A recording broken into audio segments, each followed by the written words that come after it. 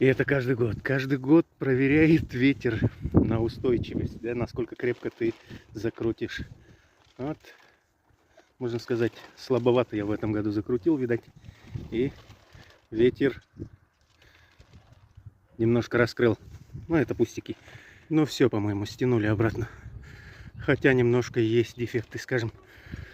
Но это из-за того, что изначально был допущен одну небольшую ошибку. Из-за этого появился небольшой такой дефект. Но это исправимо.